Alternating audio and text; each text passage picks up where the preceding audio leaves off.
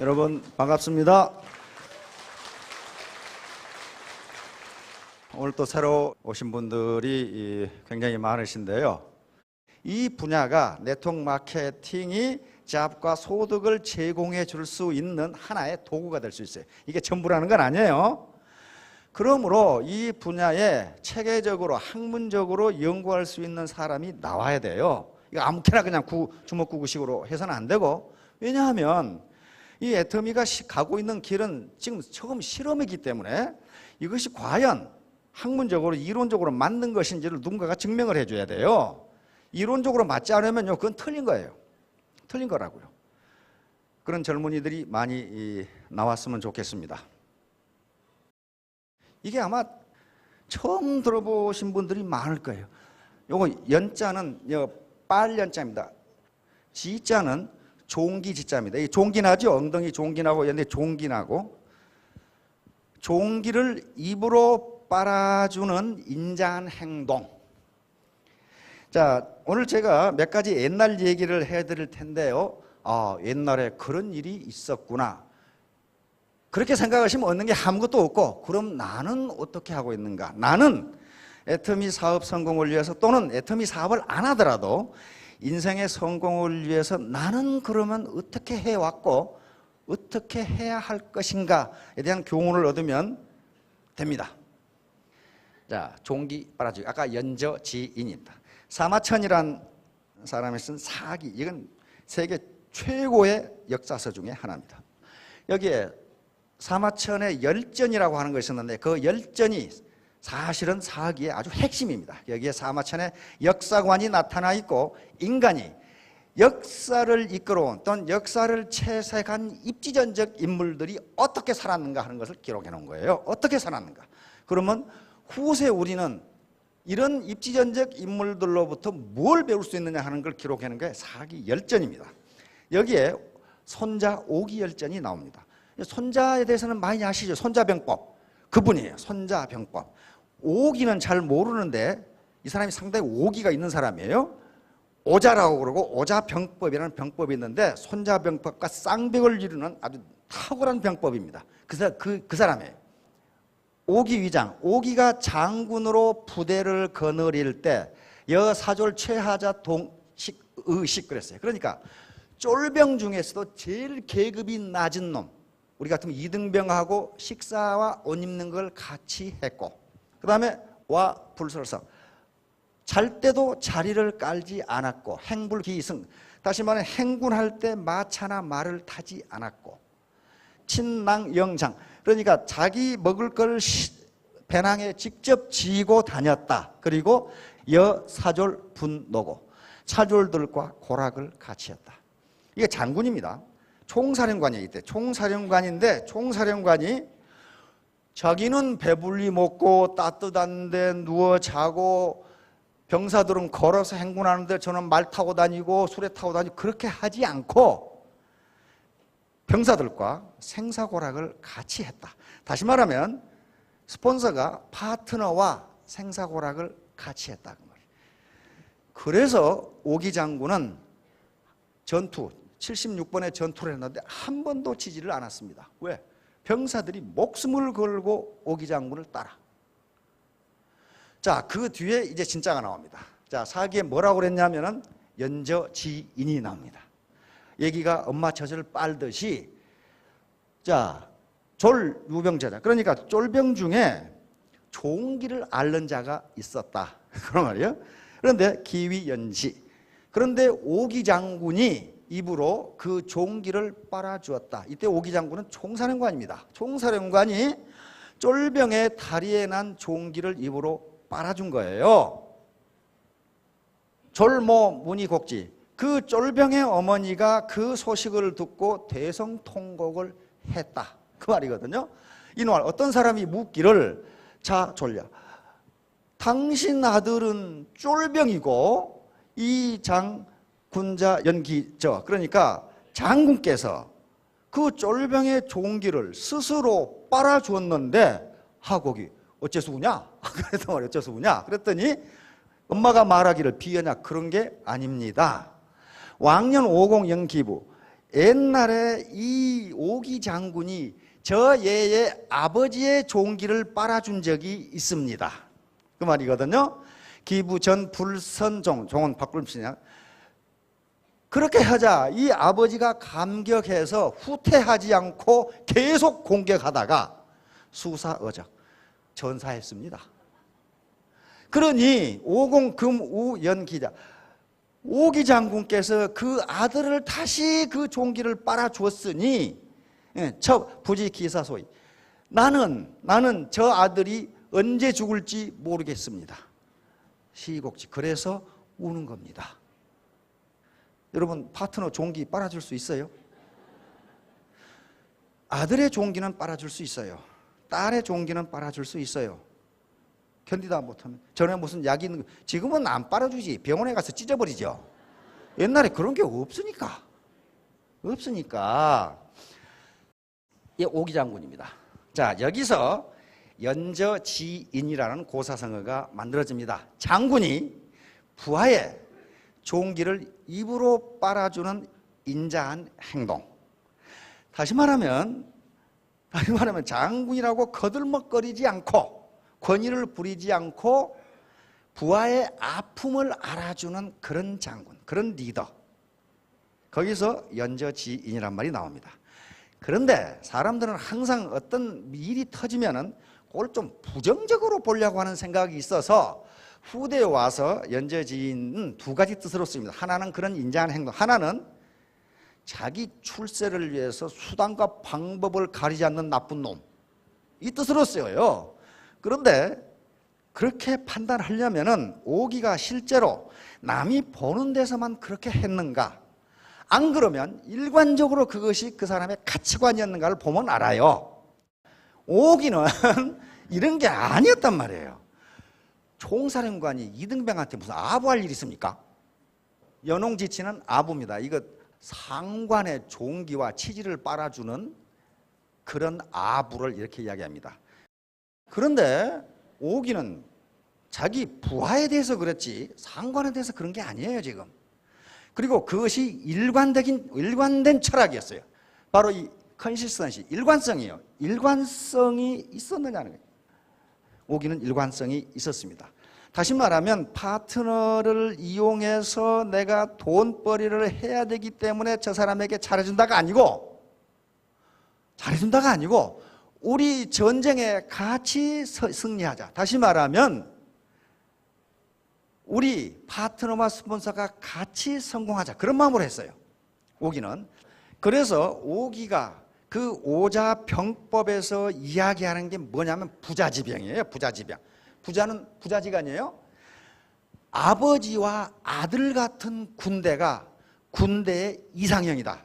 이걸 자기 병법에 써놨어요. 이런 군대라면 아무도 이길 수 없다. 아버지가 아들 놔두고 도망갑니까? 아버지가 위기에 처했는데 지가 혼자 도망가겠어요?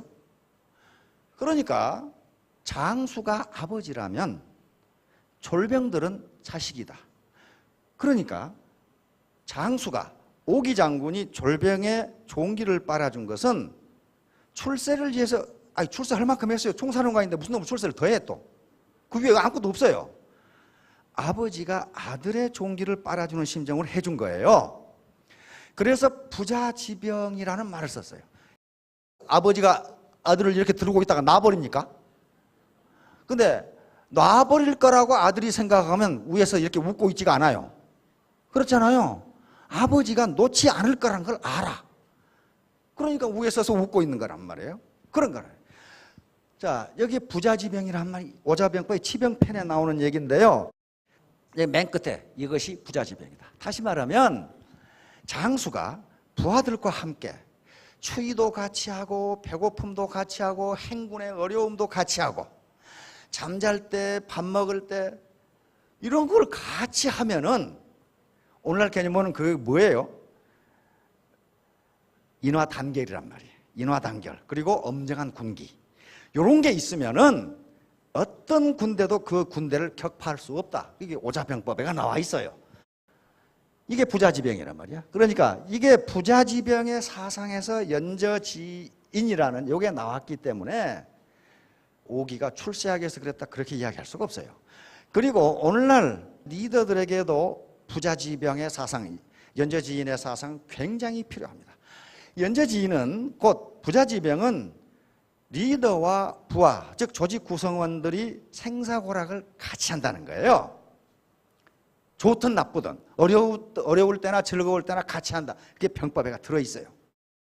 자, 이때가 어떤 때냐 하는 것을 우선 이해하기 위해서는 이때가 춘추 전국시대입니다.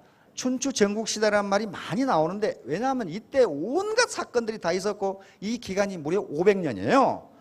500년 동안 여러분들 싸움을 한다고 생각해 보세요. 그러니까 대를 위해서 싸움을 한 거예요. 이게 주나라입니다. 주나라인데 주나라 제후국들이고 주나라 가운데 있죠. 춘추시대가 되면 이미 주나라 왕실의 권위는 떨어지고 제후국들이 약육강식을 하던 시기입니다. 춘추시대는 나라가 이렇게 많았어요. 이게 대표적인 나라들인데 근데 전국시대가 되니까 다 망하고 이것밖에 안 남았어. 왜? 옆에 나라들이 전부 쳐서 뺏어 먹어버렸어요. 이때요. 이때 바로 오기가 활동했던 전국시대예요. 그러니까 날만 새면 전쟁을 하던 시기였다는 것을 이해를 해야 됩니다. 이 사람이 살았던 시기는. 그런데도 여기서 부자지병, 연좌지인이라는 것을 실천을 한 사람이에요. 자, 그럼 오기는 어떤 사람이냐 하면은 오기는 상당히 부잣집에 태어났는데 신분이 낮아. 신분이 낮는데 젊어서 어려서부터 이때가 전국시대이기 때문에 병법을 공부를 했어요.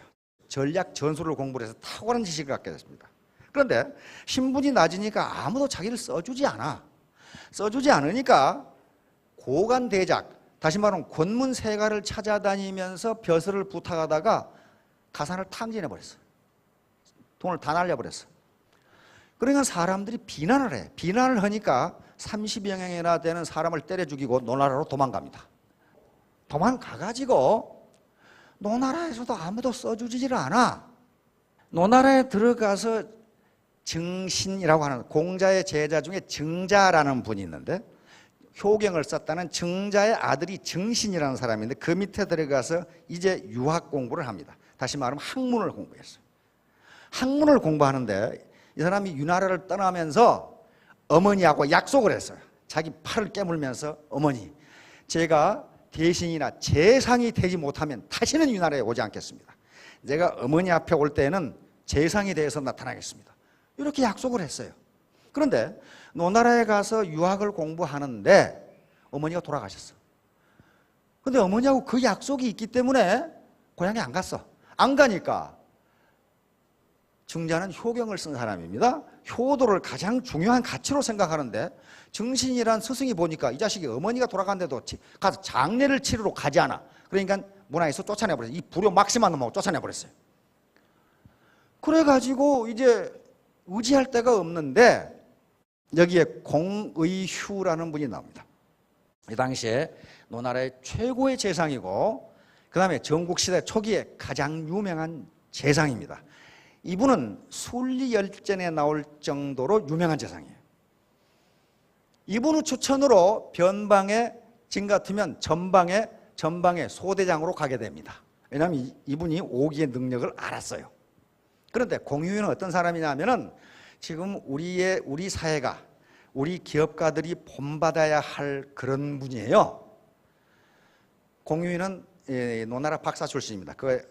이 석학입니다. 박사라고 그러는데 그 당시에도 그래서 재상이 됐어요. 지금 같은 국무총리가 된 거죠. 국무총리가 됐는데 순리열전이라는 것은 법에 따라서 백성을 위해서 정치를 잘하는 사람이 사마천의 순리열전에 나와 있어요. 그런데 어느 날 어떤 사람이 이 재상에게 생선을 보냈어요. 생선 선물을 보냈는데 생선을 다시 돌려보냈어요. 안 받고. 그래서 이 공재상의 친구가 물었어요. 아니, 재상께서 생선을 좋아한다는 소문을 듣고 생선을 보냈는데 왜 돌려보내시오? 그러니까 공유가 대답하기를 생선을 좋아하기 때문에 돌려보냅니다. 그렇게 대답했단 말이에요. 아니, 생선을 좋아하는데 왜 생선을 돌려보내십니까?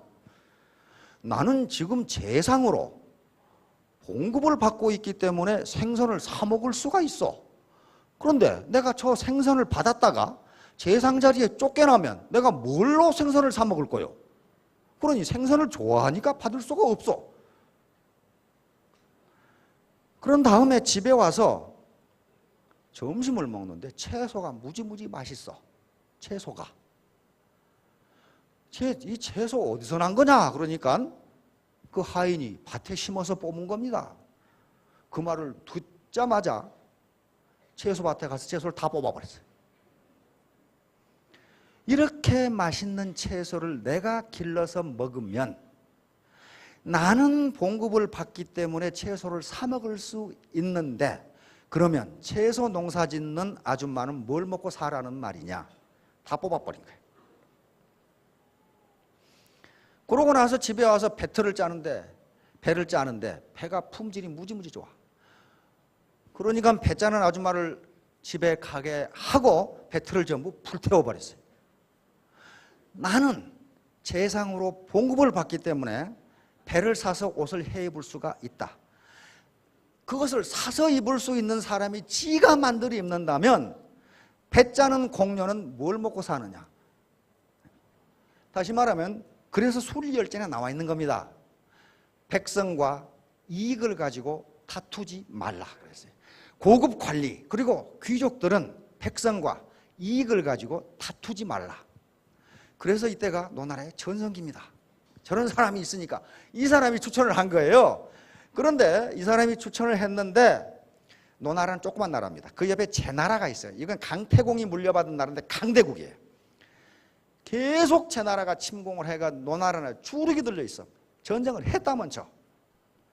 그런데 오기가 소대장으로 가더니 거기 장수로 가더니 국지전에서 노나라가 조그만 나라가 강대국인 제나라를 격파해버린 거예요. 깜짝 놀래. 그러니까 제나라가 옛날 힘만 믿고 분노해가지고 대군을 이끌고 노나라를 침공합니다. 백성들이 어떻게 했어? 노기를 장군으로 삼으라고 난리죠. 총사령관을 삼으라고. 근데 한 가지 걸림돌이 있어. 노기의 부인이 제나라 대부의 딸이야. 근데 그 제나라가 지금 침공한 거예요. 그게 나중에 노기가 쫓겨난 이유가 돼요. 그래서 나를 의심하느냐. 그래서 마누라를 죽이고 대장군이 됩니다. 그래가지고 그 조그만한 노나라가 제나라 그 강한 전국 칠웅에 들어가는 최강대국을 격파해버려요. 한 사람의 힘이, 리더 한 사람의 힘이 그렇게 셉니다. 그런데 그런 유능한 사람이 나오면 누가 나옵니까? 간신배들이 나와요. 가만히 보니까 저 자식이 너무 똑똑하거든. 야, 이거 봐라. 기득권 세력들이 저놈 가만 놔뒀다가는 우리 권력을 잃겠는데. 그래가지고 모함을 하기 시작해요. 저 자식은 잔인하고 부모 장례식도 안 가는 불효자고 이렇게 해가지고 결국은 그러니까 그 나라를 망쳐먹는 건요 누구냐 하면은 그 나라 임금입니다. 그 나라 최고 리더예요. 그걸 왕한테 얘기하니까 왕이 장군에서 해임시켜버려요. 그 뒤로 노나라는 망하기 시작합니다. 오기 장군이 없어지고 간신배들이 오래 해먹을 것 같은데요 노나라가 망해버려요. 그래서 오기 장군은 어디로 가냐면 그 위에 위나라로 갑니다. 위나라로 다시 가요.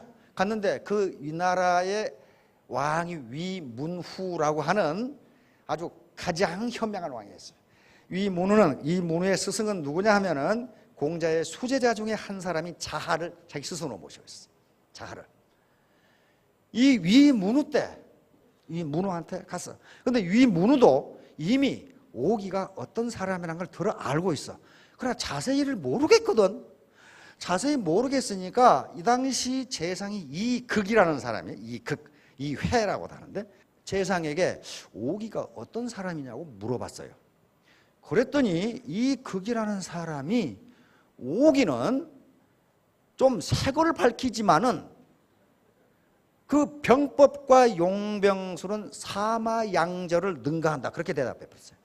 사마양저는 제나라 병법가인데 사마법이라는 병사가 있습니다. 최고의 병사 중에 하나인데 이 양반이 죽은 지 100년이 되도록 이 양반을 능가할 수 있는 병법가 장군이 나오지를 않았는데 이 이극이라는 명재상이 사마양절을 능가하는 인물이라고 평가를 해버린 거예요.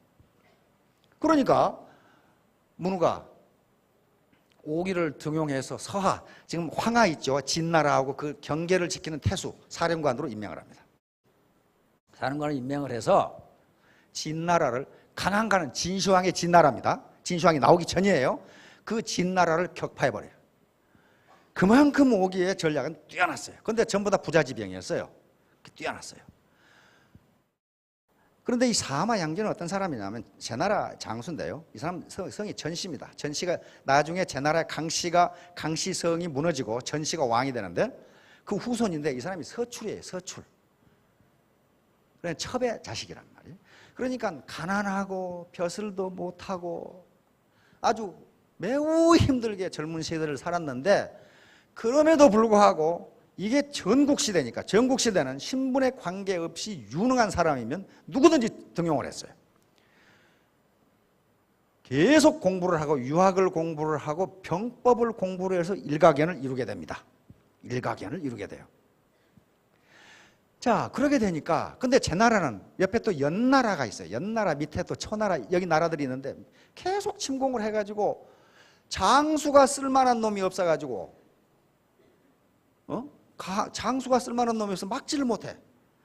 그러니까 이때 안영이라고 하는 또 탁월한 재상이 있습니다. 이 안영이 서출이지만은 전양저, 여튼 사마양저를 써보라고. 그래가지고 사마양저를 아무 벼슬이 없는 서출을 총사령관에 임명을 해버려요. 그러니까 임금이 총사령관에 임명을 해버리니까 임금에게 사마양제가 건의를 합니다. 전하, 폐하, 저는 아무 벼슬도 없는 백면서생이고 그 다음에 신분이 낮은 사람인데 누가 내 말을 듣겠습니까? 누가 이 밑에 장수들이나 쫄병들이 나를 업수히 여기고 누가 내 지휘를 듣겠습니까? 그러니 전하께서 총애하시는 귀족을 감군으로, 그러니까 고문이죠, 고문, 감군으로 임명을 해 주십시오. 그러니까 왕이 들어보니까 맞잖아요, 그 말이. 서출에다가 아무 벼슬도 없는 놈을 총사령관에 임명해 놨으니 누가 말을 듣겠어, 그 장군들이. 그러니까 임금께서 총애하시는 귀족 한 사람을, 장군 한 사람을 내 감군, 고문으로 임명해 주시면 좋겠습니다. 임금이 들으니까 맞잖아요. 그래서 임명을 했어요.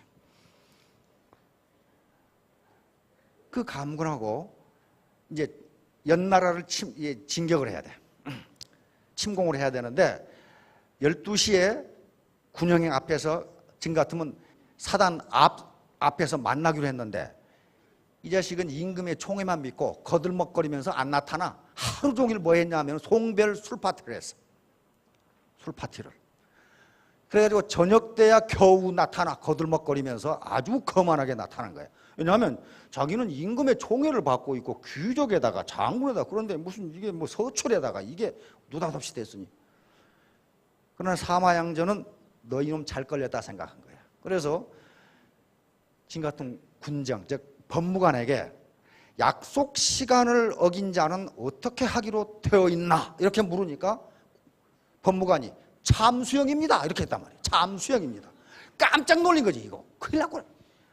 그래가지고 이거 사태가 그렇지가 않거든. 지금 거들먹거리고 있는데 참수형이라 이게 지금. 그래서 자기 쫄병을 임금한테 보내서 살려달라고 지금 급히 사자를 보냈어요. 보냈는데 사자가 도착하기도 전에 사마양저는 그 임금이 총애하는 귀족 장군의 목을 쳐가지고 효소를 시켰어. 군법을 어긴 놈은 이렇게 된다. 딱 잠수를 해서 모가지를 잘라버렸는데 그때 임금의 사자가 마차를 타고 나타난 거야. 임금이 살려주라고 그런다. 그렇게. 근데 목을 다시 붙여줄 수는 없잖아요. 지금 이미 잘랐으니까 이제. 그러니까 다시 사마양저가 법무관에게 물었어요. 허락 없이 마차를 타고 군영에 들어온 놈은 어떻게 하게 돼 있나? 그러니까 참수형입니다. 딱 그러니 참수형입니다. 이러면 어떻게 하겠어요? 임금의 사자를 함부로 죽일 수는 없지. 그러면서 저 말과 마부의 목을 쳐라 해가지고 참수형을 시켜버려요. 그 말을 그렇게 해버리니까 어때요? 병사들이 말을 안 들을 놈이 없죠. 그래가지고 연나라, 이 나라를 동시에 격파하고 잃었던 땅을 다 찾아버려요. 그래서 제나라가 강대국이 돼버립니다. 강대국이 돼버려요. 이 누구 때문에? 사마양저라고 하는 탁월한 인물 한 사람 때문에 그렇게 돼버려요. 근데 제나라에도 기득권 세력이 있죠. 저 자식이 지금 너무 유능하거든. 저 새끼를 쫓아내야 내가 권력을 계속 유지할 수 있단 말이야. 그러니까 기득권 세력이 저 새끼는 서출입니다, 뭡니다 이렇게 해가지고 또 쫓아내버렸어. 그 뒤에 제나라는 망하기 시작해. 아까 위문후가 있었죠. 근데 그 아들이 위무후입니다. 무후인데 자기 아버지만큼 유능한 사람이었어요. 근데 나중에 가서 간신들의 말을 듣고 오기를 쫓아내면서 위나라가 망하기 시작합니다. 근데 그 위문후 아버지 때 위나라가 최전성기였고 전국시대 가장 강대국이었어요. 전국시대 초기에. 왜 그렇게 됐냐면은 아까 말한 이극이라고 하는 재상, 아주 유능한 재상이 있었고 옥이라고 하는 유능한 장수가 있었고 적황이라고 하는 유능한 관료가 있었고 그리고 서문표라고 하는 아주 탁월한 관리가 있었어요. 전부 다 공자의 제자들이에요. 서문표가 위나라 문후에게 등용이 돼서 업현이라고 하는 지금 같은 한 군이죠. 도죠. 도에 갔어요. 그랬더니 그 도에 수령, 태수로 부임을 했는데 분위기가 싸늘해. 사람도 없고 분위기가 싸늘해. 이거 어찌된 일인가 물어봤더니 거기에 귀족들과 장로들 그리고 무당들이 한 패거리가 돼가지고 매년 세금을 엄청나게 걷어가지고 황하의 신에게 처녀를 시집 보내야 된다 이거야. 그래서 매년 이쁜 처녀를 골라가지고 황하에다 집어 던지는 의식을 해. 왜 그러냐 하면은 100냥의 돈을 거두면 30냥을 제사에 쓰고 70냥을 나눠 가지려고 지그끼리. 그래가지고 백성들이 살 수가 없어. 이쁜 처녀 딸을 가진 집은 전부 다른 데로 이사를 가버려. 거기 있다가는 딸 뺏겨가지고 황하에다 처박아 버리니까 황하의 용왕한테 시집을 보내야 된다 이게. 서문표라는 사람이 부임에 가보니까 그 짓을 하고 있어. 근데 마침 내일 이쁜 처녀를 골라가지고 황하의 신에게 용왕에게 처녀를 바치는 결혼 의식을 시행한다고 갔단 말이에요. 그러니까 수령이니까 가봐야 될 거 아니에요. 가서 아주 위험 있는 폼으로 앉아있단 말이에요. 그러니까 앞에 선임 무당이 나와서 구설하고 제자 무당이 20명이 늘어서 있고 장로들이 들어 앉아있고 관료들이 그냥 쫙 폼을 잡고 앉아있죠 지금. 그렇게 제사를 지내지 않으면 황하가 넘쳐서 고울이 물에 잠기니까 그렇게 해야 된다는 논리예요.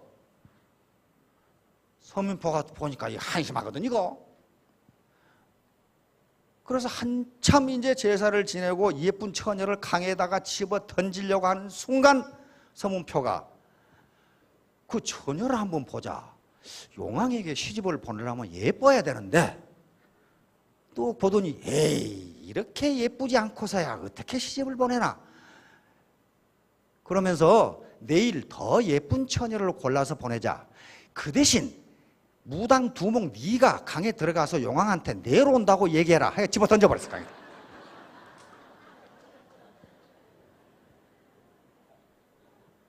암만 기다려도 안 나와 무당 두목이. 그러니까 제자 두 놈을 골라가지고 하하 스승이 용왕하고 얘기가 길어지는가 보다. 너가 두 놈이 들어가서 용왕한테 빨리 나오라고 전해라. 두 놈을 집어 던져버려.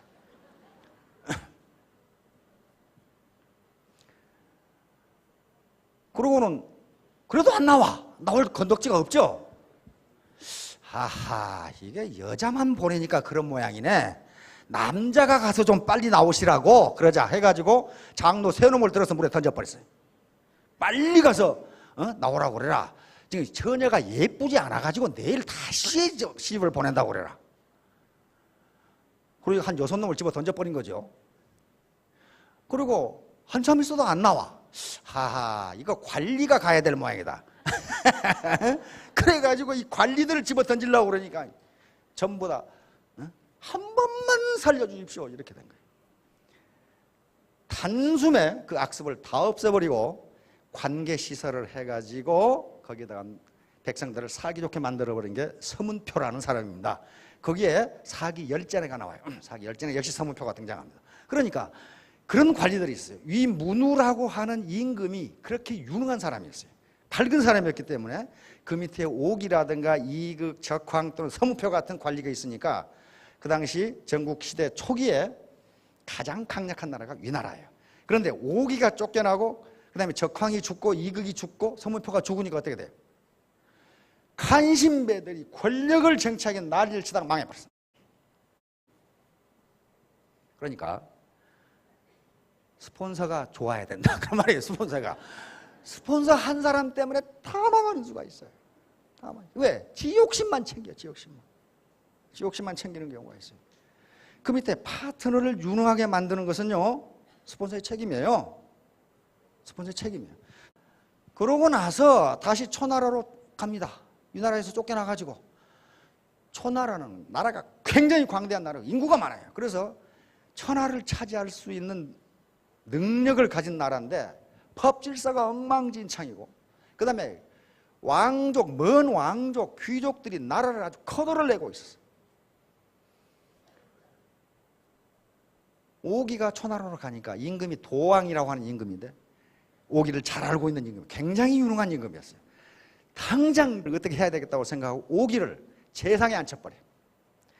이 나라에서 지금 말 타고 온 오기를 지금 같은 국무총리에 앉혀버린 거예요. 그러니까 도왕이 탁월한 사람이죠.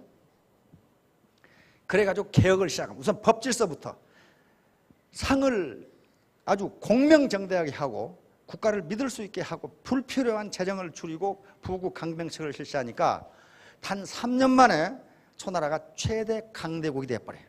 옆에 있는 나라를 앞에 있었던 위나라, 정나라 뭐 이런 나라를 다 쳐서 초나라가 다 먹어버려요. 진나라를 쳐가지고 진시황이 나오기 전이죠. 진나라가 거의 망할 지경이 될 정도로 강력해져 버려요. 근데 기득권 세력은 어떻게 하겠어요? 저놈 때문에 우리 벼슬 자리 없어졌다 이게. 근데 도왕이 갑자기 죽어버렸어. 죽어버리니까 기회는 이때다.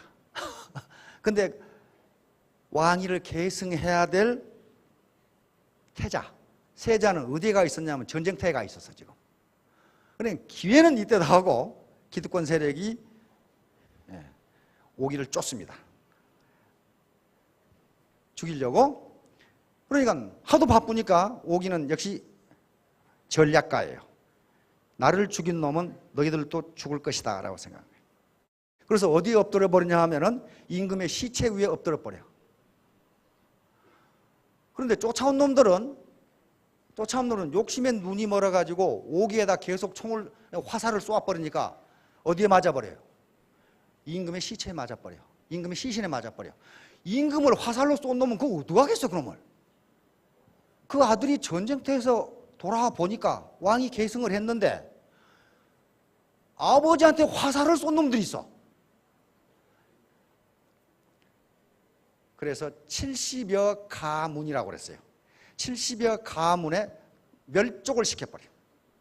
멸족을. 아버지한테 화살을 겨눈 놈이나 쏜 놈은, 그러니까 오기는 어떻게 했습니까? 죽으면서 멸족을 시켜버린 거예요. 결국 오기가 없어지면서 초나라도 망합니다. 한 사람이 그렇게 중요해요. 그렇게. 그런데 간신배들, 자기 권력을 유지하려고 하는 간신배들은요, 크게 보기 싫은 거야. 지가 똑똑하면 얼마나 똑똑한데. 그러다 다 망했어요. 위나라 망했지, 제나라 망했지, 초나라 망했지, 다 망했어요. 결국 진나라가 통일을 하잖아요. 상황이라는 사람이 그쪽으로 갔거든. 오자병법은 손자병법하고 병법의 쌍벽을 이루는데, 손자병법이 전투 현장에서의 승리를 어떻게 가져오느냐 하는 것을 자세하게 설명하고 있어요. 오자병법은 전쟁을 어떻게 할 것이냐가 기록되어 있어요. 전쟁을 좀 거시적이고 고차원적인 거예요. 그러니까 두 병사가 딱 맞는 거예요. 오자병법은 전쟁 차원, 정략 차원이고, 손자병법은 전투 현장에서 어떻게 이길 것이냐. 두 개가 다 아주 탁월한 병서입니다. 요것이 전부 다 지금 영어, 독일어, 불어, 체코어까지 번역돼 가지고 지금 다 계속 번역되고 있어요. 왜? 기업 현장, 대인관계에서 그대로 적용되니까 그렇습니다. 어떻게 기업이 이길 것이냐? 뭐 기업 손자병법 책 많이 나와 있죠. 그게 전부 다 적용되니까 그렇습니다. 자, 막걸리 나눠 먹기. 이건 삼약에 나오는 얘기인데, 이것도 동고동락인데요. 무왕이 강태공에게 물었습니다. 어떻게 하면 전쟁에 이길 수가 있습니까? 그래서 이 얘기를 해준 거예요. 옛날에 어떤 장수가, 훌륭한 장수가 있었는데, 이 장수가 전쟁터에 나가면 그 친구가 막걸리를 보내줬습니다. 막걸리 한 통 보내줘가지고 먹을 거예요. 그러면 이 장수는 막걸리를 혼자 먹지 않고 여기다 위에다 부어가지고 쫄병들이 밑에 서서 모든 쫄병들이 이 냇물을 마셨습니다. 이 적은 막걸리를 부어서 저 냇물이 막걸리 맛이 날 수는 없지만, 술 맛이 날 수는 없지만 장수의 마음을 읽고 감동한 것이다. 그래서 전쟁에 항상 이겼다 이렇게 돼 있어요. 그러니까 스폰서가 콩 한 조각이라도 같이 나눠 먹으면 그것 때문에 사소한 나눔이 승리를 가져온다. 이 얘기가 삼약에 들어있어요. 말고기와 술. 요건요, 식마육 불음주상인. 좋은 말고기를 먹고 술을 마시지 않으면 사람이 상한다. 이 말은 무슨 말이냐면은 상급자가 하급자를 은혜로 대한다, 그런 말이에요. 이게 무슨 뜻이냐면요, 진나라에 진목공이라는 사람이 있습니다. 이 사람이 나중에 춘추 5패 중에 한 사람이고 그런 분인데 사냥을 좋아해요. 사냥을 좋아해서 기산이라는 곳에 아마 험한 산인 것 같습니다. 그 산에 사냥을 하는데 그 당시에 임금의 말이라는 것은 굉장히 좋은 말들이죠. 뭐 적토마 같은 말이지, 오추마 같은 좋은 말들이에요. 이 임금이 사냥을 하는데 마국간에 말이 없어져 버렸어. 말이. 임금의 말을 어떤 놈이 훔쳐가 버린 거야. 그래서 관리한테 어떤 놈이 훔쳐갔는지 찾아보라고 했더니 그 동네 야인들, 그러니까 시골 사람 300명이 임금의 말을 훔쳐다가 잡아먹고 있어. 이거 어떻게 해야 돼? 임금의 그 좋은 말을 잡아다가 시골 사람들이 잡아먹고 있는 거야. 그러니까 그걸 본 관리가, 이건 뭡니까? 도둑질을 했다는 것만으로 사형인데 임금의 말을 잡아먹어? 이건 사형감이거든. 참수형이요.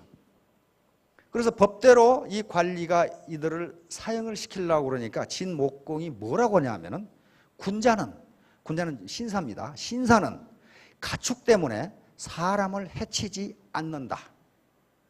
내가 들으니 좋은 말고기, 선마육이라고 그랬어요. 왜냐하면 말이 보통 좋은 말이 아니거든. 좋은 말고기를 먹고 술을 마시지 않으면 사람이 상한다고 한다. 저들에게 말고기를 안주로 삼아서 먹도록 술을 하사해라, 이렇게 했어요. 이게 식마육 불음주 상인입니다. 말고기를 먹고 술을 마시지 않으면 사람이 상한다고 한다. 그러니까 상급자가 하급자를 하급자에게 덕을 베푼다, 그런 말이에요. 그런데 진목공이 옆에 있는 오른쪽에 있는 진나라하고 전쟁이 붙었어요.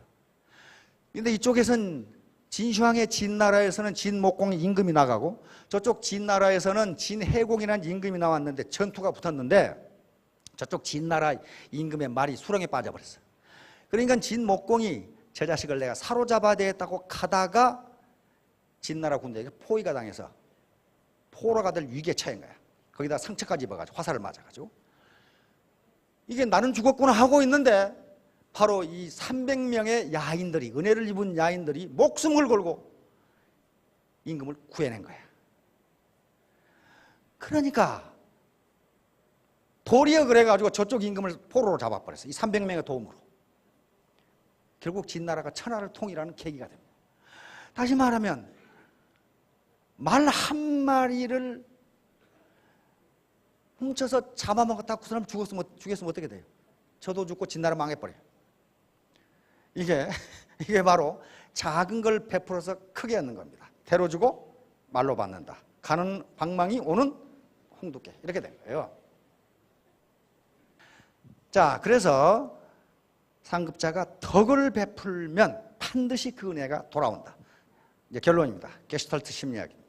심리학에 게슈탈트 심리학이라는 게 있습니다. 그 전에 심리학은 뭐냐 하면 인간을 마치 원자처럼, 그러니까 서양 의학처럼 눈은 눈, 코는 코, 입은 입, 간은 간, 폐는 폐, 이렇게 각각 하나만 들여다보는 것이 그 전의 심리학이에요. 근데 인간은 그렇지가 않다 이거예요. 우리 몸이 그렇게 각 기관이 하나로 연결되어 있는 소우주이지 각각 따로따로 있는 게 아니잖아요. 그렇듯이 이 게슈탈트 심리학도 인간 전체를 본다는 거예요. 전체를. 그래서 현상학인데 이 사람들이 대표적인 사람인데 의식의 활동성과 지각의 전체성, 인간 전체적으로 어떻게 느끼냐를 보는 겁니다. 솔로몬 애쉬라고 하는 이 양반이 여러 가지 실험을 했는데 도대체 인간은 상대방을 어떻게 평가하느냐, 상대방의 무엇을 가지고 그 사람을 평가하느냐 하는 걸 실험을 한 거예요. 그럼 뭘 가지고 평가해요, 상대방은? 왜냐하면 그 사람을 오래 겪어보지 않으면 그 사람이 도대체 어떤 사람인지를 알 수가 없어요. 10길 물속은 알아도 한 길 사람 속은 모른다는 얘기처럼 모른단 말이에요. 그러면 인간은 첫인상을 가지고 처음 받은 인상을 가지고 그 사람 전체를 평가하는 그 습성이 있어요. 이것도 환원주의입니다. 하나를 가지고 전체를 파악하려고 그래. 그게 나쁜 것이 아니고 본능적으로 그렇게 한답니다. 왜냐하면 우리 뇌 무게가 몸무게 몇 퍼센트라고 그랬죠? 이게 2%밖에 되지 않아요. 그런데 우리 에너지의 20%를 쓴단 말이에요, 이게. 그런데 그것도 언제? 가만히 누워서 아무 생각 없이 멍청하게 있을 때. 그때 20%를 써요. 그런데 활동을 하고 생각을 하고 판단을 하면은 거의 에너지의 아주 많은 부분을 써버려요. 제가 노동을 해보면 알아요. 육체 노동은요, 하고 나면 기분이 좋은데 정신 노동은요, 완전히 뻗어버려요. 그만큼 에너지를 많이 쓰기 때문에. 그래서 인간의 뇌는 그 모양이기 때문에 가능하면 인간은 생각을 안 하려고 한답니다. 그런 사람들 많이 계시죠. 지금 가능하면 안 해. 옛날대로 아이고 옛날이 좋았어. 그게 생존 본능 때문에 그런데요.